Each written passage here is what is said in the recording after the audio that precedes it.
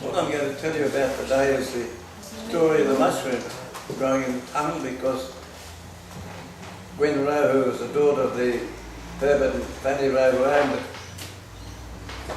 mushroom farm, she was going to write a story for us here once, but she never got round to it.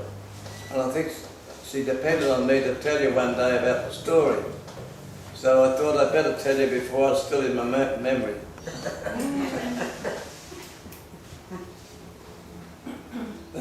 I'll first tell you that the first mushrooms grown in the tunnel were in the 1920s. They were grown by Arthur Wormald. He grew them there very successfully, but Arthur's intention was to start a company, a mushroom growing farm. And he went around to the local business people to get his backing for it, to get some money to back the business up. And of course it was the start of the Great Depression. So of course he didn't get any starters. Nobody was interested in putting their money into something that was someone's pipe dream, so they didn't do it. But he had successfully grown mushrooms there, so he couldn't get started, so he gave the idea up. But that's not the end of the story, because, as you know, people that moved to Glenbrook in those days, there was no clubs here or any organisations here much, and people often went back to Sydney for their club or to join their club again, their monthly meeting or whatever it is. And he went in it when he met. It so happens that Herbert Rowe was a member of the same club as Arthur. And after, like we get here, some of the boys here get here outside after meeting someone, talk about trains, railways.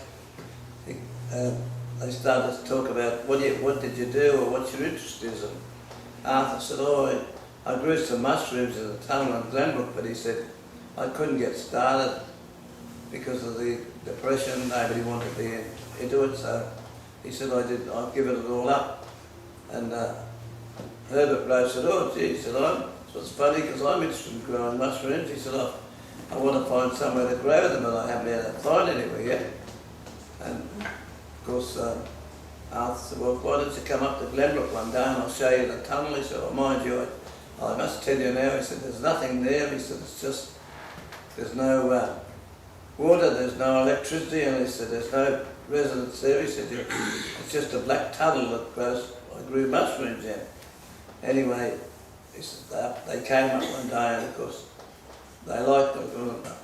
And Herbert said, oh, well, Rowe said, well, as long as you can guarantee I can grow mushrooms in that tunnel, he said, Fanny and I'll work the rest out as we go.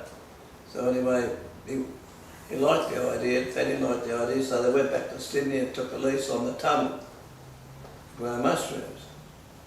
And anyway, Arthur, he bought he said he'd help him if he could, obviously give him a hand if he wanted, but a bit of knowledge. But anyway, the next thing, of course, Herbert bought a second-hand Worth Circus tent and put it up down there. Now they lived in a tent for 10 years. Somebody said, I see two faces here that remember Rowe, three faces here that remember Glen Rowe, and living in a tent for 10 years wouldn't have been the best of it. I don't think I could do it for 10 years, but anyway, that's what they did. And they were going quite, they went got into that thing, but then that wasn't the first thing. They put up the tent and they started up. They found a cave overhang there, and they put a kitchen in that. And of course, the next thing was an ice chest. They needed ice, but of course, as we all know here that lived here for years, the iceman came out and brought ice round for $1 a block, and brought on his tongs and put in your ice chest, and that was it. But of course, he wasn't going to walk from Barnett Street right down to the tunnel with a block of ice for $1. And as Gwen said, I don't think Dad might could afford it $1 anyway, so what Herbert did, there was a tunnel coming out from Leslie Road, comes across under the highway, and runs water down into the creek.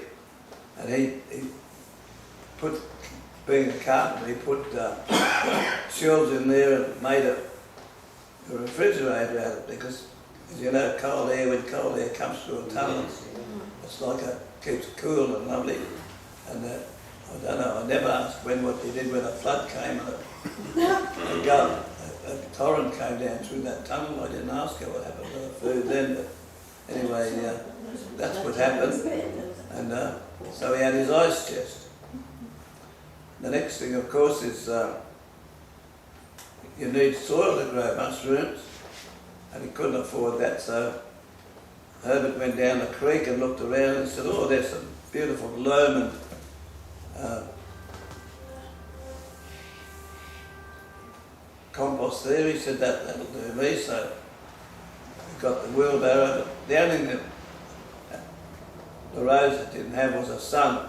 They needed a son to help with the farm, but they didn't have one, so Gwen turned out to be, 12-year-old Gwen turned out to be the boy that had to do all the helping all the work, so she had to go down to the creek, get the soil and the compost and bring it back up, and while her father built the wooden troughs for the garden, she brought the soil up and he put it in there, so you could see Gwen had a pretty rough life.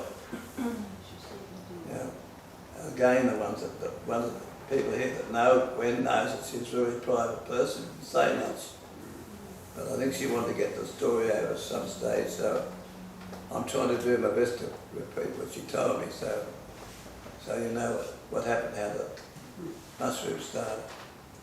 Anyway, the next thing was, of course, when they started growing mushrooms, the mushrooms had to go down to the train because there was nobody in Glenbrook wanted to buy mushrooms. I've got half the people in Glenbrook wouldn't know what a mushroom looked like. But I think most people in Glenbrook at that stage might have been half turned to find a couple of shillings to buy some potatoes. So I don't think we never sold any mushrooms in Glenbrook, but they went to Sydney to probably some of these highfalutin cafes or something in Sydney. And Gwen, the Rowes didn't have any transport, motor transport, so it was Gwen's job at 10 o'clock on this particular night to get on her bicycle and take these mushrooms down to Glenbrook station, which was open in those days 24/7.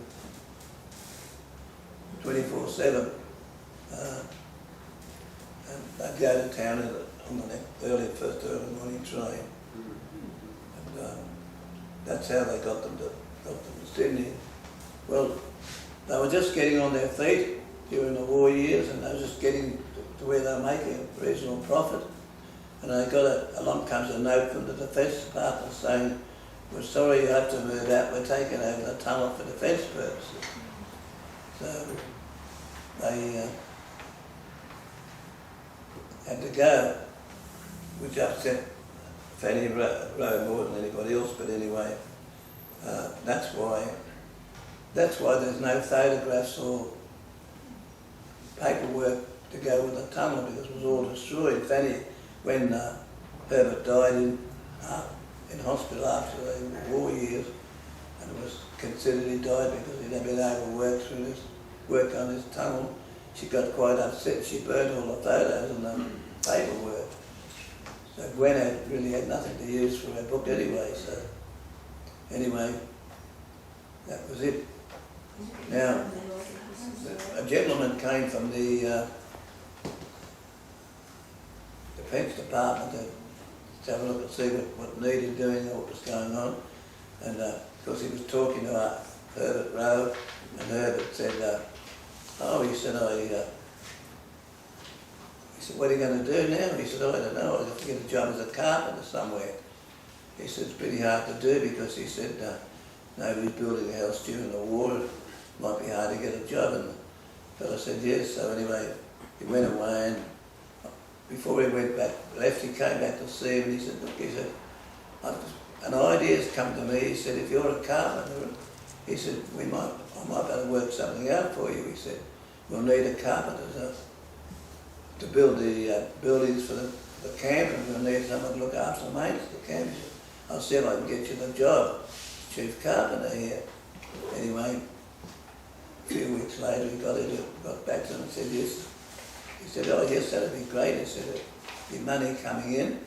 So they, anyway, he went off and got back to him and said yes, they were agreeable to that. So he was employed as a carpenter down the mushroom farm, or the munitions tunnel. Tim, do you know when they built the house in Leslie Road? I'm coming to that in a minute. Oh, sorry. Finished. They had to build a house, and they built a house in 22 Leslie Road, wasn't it? I don't know the number, Tim. All I know is I was terrified of where Yeah. I think it was 22. I think it was, they said he could have it back after the war, but of course by the time the war was over he was too old to be what he'd had growing mushrooms, so he never went back to growing mushrooms. Tim, when did the current operations that have just ceased start up again? I think it was 52, not sure, but it was many years then.